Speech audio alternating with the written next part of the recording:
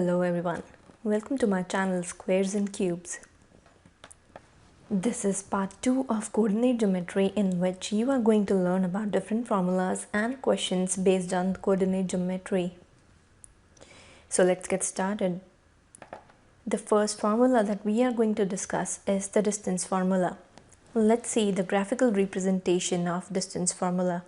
Distance formula is used to calculate the distance between any two points on the coordinate plane. Here we have 2 points, A whose coordinates are x1, y1 and B whose coordinates are x2 and y2. Now, to find the distance between these 2 points, we will use the Pythagorean theorem. You can see that triangle ABC is a right-angled triangle. So we can apply the Pythagorean theorem and find the length of the hypotenuse AB, where we know that AC is the perpendicular and BC is the base. So AC is equal to y1 minus y2 and BC is equal to x1 minus x2. As we know that Pythagorean theorem states that the square of hypotenuse is equal to the sum of squares of the other two sides. So we get the length of AB equal to square root of AC squared plus BC squared. So this is the formula that you need to remember. Distance between any 2 points x1, y1 and x2, y2 in the coordinate plane can be calculated using the formula x2 minus x1 whole squared plus y2 minus y1 whole squared. Now, before moving to applications of distance formula, it will be helpful to review the properties of quadrilaterals. Now, the most commonly used quadrilaterals that you will find in the questions will be a parallelogram, a rectangle and a square. So we must know that in a parallelogram, opposite sides are congruent and the diagonals bisect each other. In the rectangle, it has 4 right angles and diagonals are congruent. A square has all the properties of a parallelogram, rectangle and a rhombus. Let's look at one of the problem of distance formula. Show that these points are vertices of a triangle. Let's plot these points on the graph that is given over here. The first point is 3 and minus 4. So we need to locate 3 on the x-axis, minus 4 on the y-axis, which is over here. Let's name this point as A. The next point is 1 and 2. So we need to locate 1 on the x-axis, 2 on the y-axis. Let's name this point as B. And the next point is 0 and negative 3. So we need to locate negative 3 on the y-axis, which is over here. Let's name this point as C. Now, joining all these lines, we see that we get the triangle ABC. Using distance formula, you can prove that this is actually a triangle by proving a property which is only true for triangles. Can you guess which triangle property I am talking about? So it is called the triangle inequality. The triangle inequality states that the sum of two sides of a triangle is greater than the third side. Using distance formula, you can find the lengths of sides AB and BC, and you can show that AB plus BC is greater than CA. That is how we use the distance formula and prove that the vertices are of a triangle. Let's move on to the next question. Show that these points are vertices of a parallelogram. If we join these lines, we see that we get a quadrilateral, but we are not sure if it is a parallelogram or not. Using the properties of parallelogram, we can show that the opposite sides are congruent. So if we want to prove that this is a parallelogram, we need to find the length of sides AB and CD. Using the distance formula, we will find the lengths of AB and CD and show that whether they are equal or not. If AB is not equal to CD, then we say that ABCD is not a parallelogram. Another set of problem that you can get in distance formula is to prove that the given points are collinear. Collinear means these points need to lie on one single line.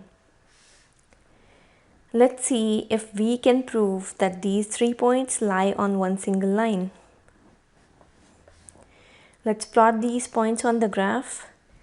Now if you plot these points on the graph, you see that they do not lie on one single line. So they are not collinear. So we can prove that these points are not collinear using the distance formula. To prove that the points are collinear, we must be able to prove that AB plus BC is equal to AC.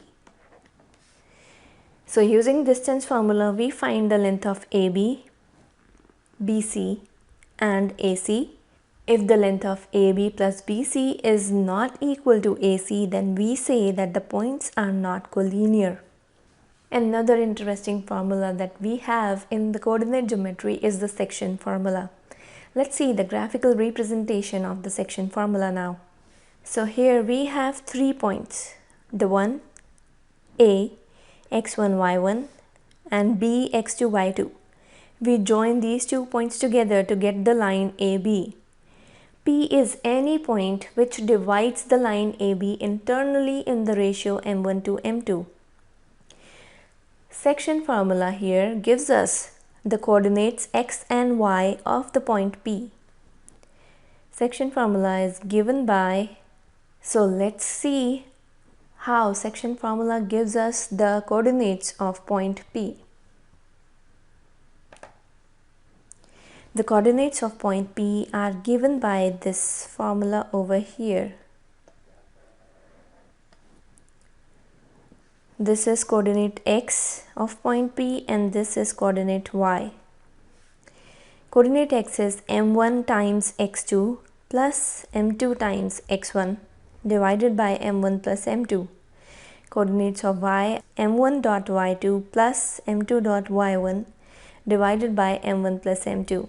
Now, if the point P divides the line segment AB in the ratio 1:1, then that will mean that it lies in the middle of the line segment AB, and that will be the midpoint of the line segment AB. Hence, we derive the midpoint formula from the section formula, which will be equal to sum of both the coordinates divided by 2. So for the x coordinate, we find the sum of x1 plus x2 and divided by 2. For the y coordinate, we find the sum of y1 and y2 and divided by 2. Let's see some problems related to section formula now. Find the coordinates of the point which divide the line segment joining the points 4, -3 and 8, 5 in the ratio 3:1 internally. So here we are given the points A and B. The coordinates of A we can take as x1, y1. Let's take the coordinates of B as x2, y2 and the ratio m1:m2. Using the section formula, we just need to put these values in the formula and we will get the coordinates of the point which divides the line AB in the ratio 3:1. Let's look at the next problem. In what ratio does the point -4, 6 divide the line segment joining the points A -6, 10 and B 3 -8? Now here we are already given the coordinates of the point P. These are the coordinates of point P. We need to find the ratio in which this point P divides the line segment AB. Let's take that ratio as K. K:1. And then applying the formula, this will give us the coordinates of P which we already know, -4 and 6. So when we solve these two equations, we will get our value for K. That will be the ratio in which P divides the line AB. Now how did we move from the ratio m1:m2 to the ratio k:1? Simply because we let m1:m2 equal to K. So by letting m1:m2 equal to K, we get the ratio as k:1. We can also find the area of a triangle given the vertices of the triangle using this formula. Half x1 times y2 minus y3 plus x2 times y3 minus y1 plus x3 times y1 minus y2. This can be also used to show that the points are collinear. If the points are collinear, then and if you put those collinear points in this formula, you will get the answer as 0. That will simply prove that the points are lying on one line and they are not forming a triangle.